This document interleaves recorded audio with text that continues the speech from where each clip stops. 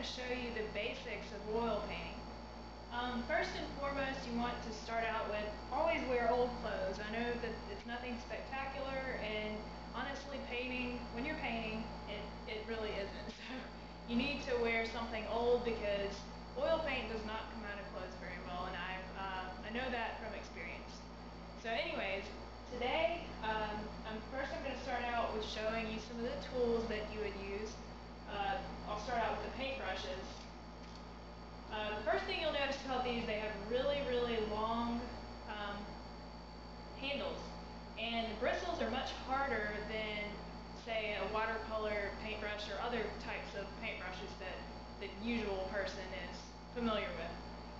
And this brush is called a fan, and it helps to sweep the paint across if you want to blend colors and things like that. This brush is just a bigger brush than your small one that helps to get a nice, even, straight line of color across your page without, having to use a tiny tip.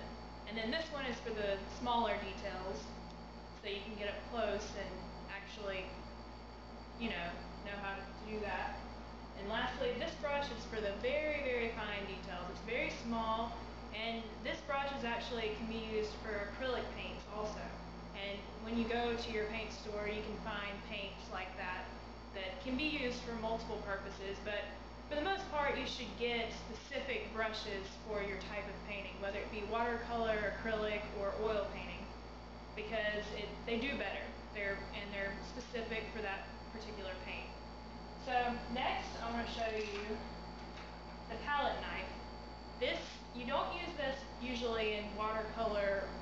You might use it in acrylic, but it's primarily used in oil painting to mix colors. Let's say you don't have the right brown color that you want. You could maybe mix in some black or some white to make it lighter, and it'll make a good color. And it's good for mixing colors. And the palette knife, you use paper palette. You can buy a set of this at Michael's or Hobby Lobby. Anyways, it's got a thick stack of them, and it's sealed on the bottom and on the top, so that when you're mixing paints, the page won't flip up on you and it stays down. And so you can use this whole entire page, and once you've used that, you can rip it out and get another page, and so on throughout the whole pack. And it's really, really handy that instead of using the old wooden style, palettes that you're used to seeing when people oil paint. This is a pack of canvas paper. Now, I could use, say, a canvas like this that's got a wooden frame on it, but for beginners, usually it's a good idea to just get a pack of palette paper, because you can go through and use each page, and if you mess up, it's not a big deal because it didn't cost that much, and you don't waste a whole wooden canvas. And this paper is very flexible, and so that's the difference between canvas paper. It's like cloth rather than thick paper that doesn't do well when it gets wet. This does a lot better if it gets wet. So that's that. And lastly, we have our paints. Now, I have a lot more paints than this, but today we're going to just do a simple painting. I'm going to do a painting of a lemon. And these are your primary colors: blue, red, and yellow. And with these three colors, you can pretty much make any other color, except for white, of course. But you can make a black, a brown, orange, whatever. It doesn't matter. And so I guess if you were a beginner, you could start out with these, and you could learn how to mix colors properly. So I've got these three. Oh, and I know, when you're little, you usually do watercolors. With oil paints, you don't use water to take the paint off your brush. You use paint thinner. It's different. It's a different kind of texture, and it gets the paint off it, not like water does.